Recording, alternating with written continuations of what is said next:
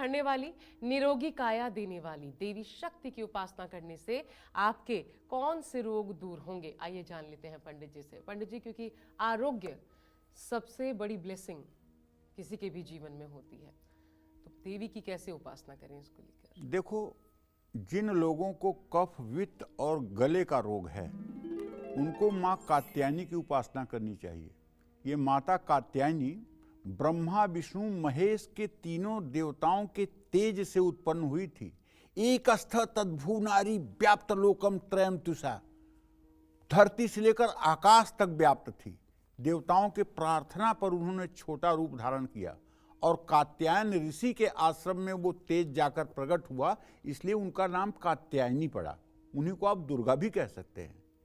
ठीक है, अगर कात्यायनी की उपासना की जाए तो निश्चित रूप से रोग समूल नष्ट हो जाता है, गुरु ग्रह मजबूत हो जाता है और हर तरह के रोग से खुद की रक्षा करने के लिए, मन और मस्तिष्क के सभी विकारों को दूर करने के लिए माँ कालरात्रि की उपासना करनी चाहिए।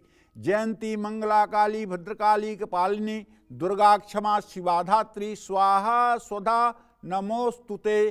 काली की उपासना करने वाला कभी किसी अभिचार का शिकार नहीं हो सकता, किसी तंत्र मंत्र जादू टोने टोटके का शिकार नहीं हो सकता। इस बात को ध्यान रखिएगा।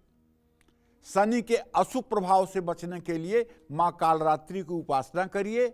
और जिन महिलाओं को संतान हो करके या गर्भ में संतान नष्ट होते हैं, उन महिलाओं को चाहिए कि काली कवच का पाठ नित्य करना शुरू कर दें। यदि मृतवत्सा योग है और संतान होकर मर जाती है या संतान गर्भ में नष्ट हो जाती है, तो नित्य काली कवच का पाठ करना शुरू करिए और नवरात्र में काली कवच को 10 बार रोज पढ़िए। लेकिन ना इस मंत्र से हवन करिए और ना ये मंत्र जो है प्रकाशित करिए, तो आपको निश्चित रूप से जीववत्सा अर्थात आपकी संतान जीवित हो जाएगी। ये शास्त्र की गारंटी है, ये शास्त्र की गारंटी है, ये कभी अन्यथा नहीं हो सकता है। आप अगर परेशान हैं, दवाइयों ने भी आपका दिल तोड़ा है, तो आप ये उपाय करके देखिए, निश्चित रूप से आपका गोंद हरा भरा हो जाएगा। इसमें कोई संदेह नहीं। ये छाती की बात कह रहा हूं, आजमाई हुई बात कह रहा हूं, तब आपसे कह रहा हूं। जिन लोगों को खून से संबंधित विकार है, जैसे ब्लड कैंसर है किसी को मान लीजिए, तो ये कैंसर की तरह उतना घातक नहीं है। या हृदय रोग है तो आप महागौरी की पूजा शुरू कर दीजिए।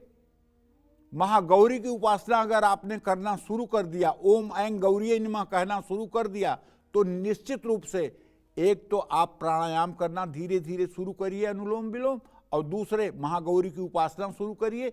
हृदय रोग में भी राहत मिलेगी और निश्चित रूप से आपकी मन स्थिति में भी सुधार होगा। राहु का अशुभ प्रभाव समाप्त हो जाएगा। बल बुद्धि विवेक के लिए माँ सिद्धिदात्री की पूजा करनी चाहिए। या देवी सर्वभूतेषु सिद्धि रूपेण संस्था नमस्तस्यै नमस्तस्यै नमस्तस्यै नमो नमः। जो सब प्रकार की मनोकामनाओं को पूर्ण करें वो होती हैं सिद्धिदात्री। सभी कष्ट दूर हो जाते हैं। माँ सिद्धिदात्री की उपासना करने से केतु ग्रह का अशुभ प्रभाव समाप्त हो जाता है। जिन लोगों की कुंडली में केतु लग्न में बैठा हुआ हो, ऐसे लोग ब्रेन हेमरेज के शिकायत में आ जाते हैं, ऐसे लोगों को ब्रेन इंजरी हो जाती है। तो ऐसे लोगों को अगर कुंडली में केतु लग्न में बैठा हुआ है या पंचम भाव में बैठा हुआ है, तो ऐसे लोगों को माँ सिद्धिदात्री के स्वरूप की पूजा करनी चाहिए। इससे इनके केतु ग्रह का प्रभाव ठीक हो जाता है। नवरात्रि में सुबह शाम आप अगर माँ सिद्धिदात्री की पूजा करते हैं तो केतु के विकार से आप मुक्त हो जाएंगे। जय माँ विंध्यवासिनी।